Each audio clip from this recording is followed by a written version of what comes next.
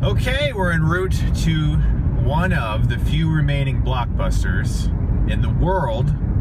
I'm not exactly sure how many are left currently, but we are driving to Indiana. Oh my God. Oh God.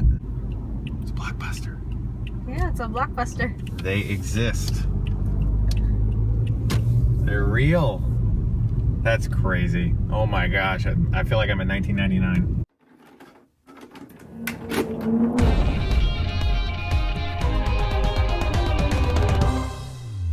Get ready for the feels, guys. This video was so much fun to make and incredibly nostalgic. I haven't had this much fun making a retro rewind since I made my Toonami retro rewind, and I got to talk with Christopher Sabat, the voice of Vegeta, and Steve Bloom, the voice of Tom, and Spike Spiegel. Making this retro rewind was very special. My wife and I actually drove out of state to Indiana to one of the few remaining Blockbusters that are still in existence. We thought they were all gone, but there are still a handful of people who have been able to hold on to their franchises. And we walked around in an actual Blockbuster, and oh my gosh, it was insane. Oh my God, I'm gonna cry. I am going to cry. Look at this. Holy shit. This is an actual Blockbuster that exists on Earth. I currently have no words to express how I feel at this time. I am walking through a Blockbuster. This is crazy. Oh my God. I am walking through a Blockbuster. You guys, I don't know what to say right now. I have no idea what to say. This is insane. You know, I think if it's cool with the owner, I'm just gonna sleep here tonight. Because I feel like I'm at home.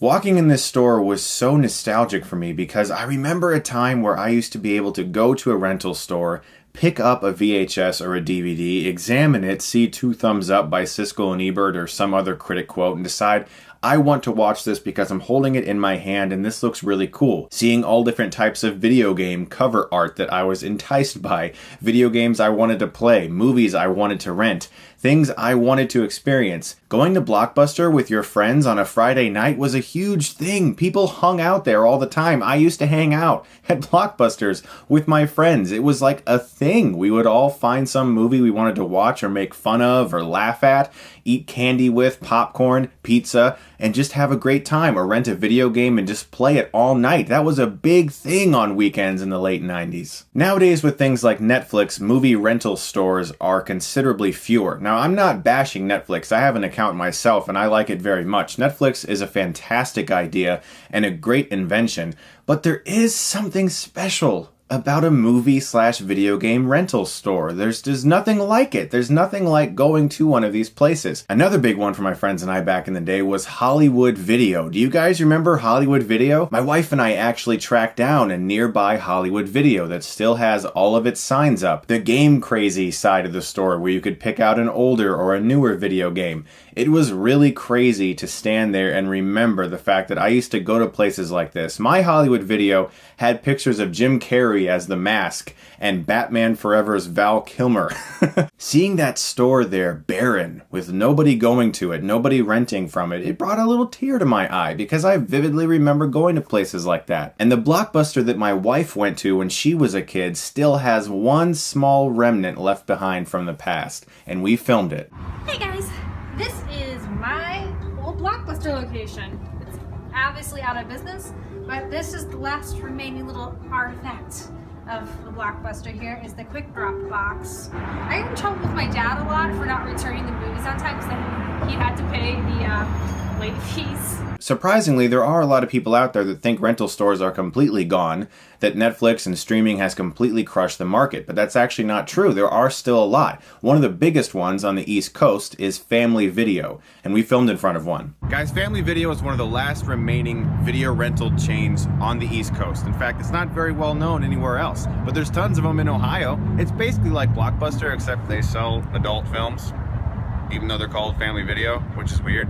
Let's go inside. Family Video is actually pretty big where I live. There's a lot in Ohio, there's some in Indiana. I believe on the East Coast mainly, Family Videos are fairly successful. Still, a ton of people enjoy going to rental stores. And to be honest, a lot of video games that I have reviewed in the past, I've actually been able to rent at Family Video for like $6, have the game for a week, and I was able to beat it and review it for you guys rather than paying $60 to buy a new game that I don't necessarily want. Some of the games I've reviewed I have bought, but Family Video, thanks to them, a lot of the reviews I've done for video games, I only spent like $6 on the game to rent. And that's kind of awesome. This one has a Marco's Pizza inside the Family Video, so you can shop and rent movies and stuff while you order pizza and wait for it. It's incredible. Ohio is pretty awesome, guys, despite what you might think. We do have some cool stuff.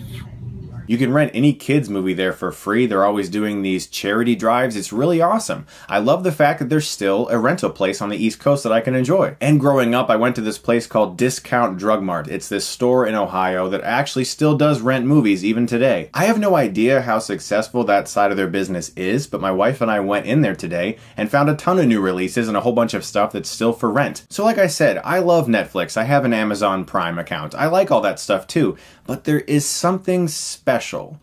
There's a novelty in going to one of these places, walking inside, smelling all of the DVDs and in the 90s, the VHSs, knowing that there's this world in front of you where you can pick up things and hold them and look at them. And it wasn't just the idea of being at a rental store. It was a legitimate thing to do with your friends. And I spent hours upon hours inside Blockbusters and Hollywood Videos. Thanks to Hollywood Video, I discovered a ton of anime that I would have never experienced back in the day because they had a fairly massive anime VHS rental section. For only 99 cents, you could rent just about any anime at Hollywood Video, which was nuts for me, but they were always like, well, people don't like anime as much, so we'll make it cheaper. But I was like, oh, I like anime, and I want to rent like 7 of these right now and watch all of them, so it was really cool. And before you could look up any video game code or cheat or walkthrough on the internet, I got Blockbuster's secret code guides, which I have like from 97 to 2001, I think, saved. Because it's awesome. It's Blockbuster. Guys, what I'd like to know is, do you have a special memory or something associated with a video rental store? Let me know in the comments below. Share your story with everybody. I would like to hear it. I'd like to read it. You guys are the best. Thank you so much for watching this special episode of Retro Rewind. We went out of our way to make this one better because as soon as I found out there was actually still a Blockbuster nearby, I was like, I must go there. We must film in it. I have to do it, and I hope you guys appreciated that. If you like this video, share it around. Maybe we can get some more discussion talking about the fact that video rental stores are still pretty cool. I mean, obviously, we're going to have Netflix forever, but there's a special thing about these that nothing else can really duplicate. Guys, thank you so much as always for watching, and if you like this, you can click right here and get Stuckmanized.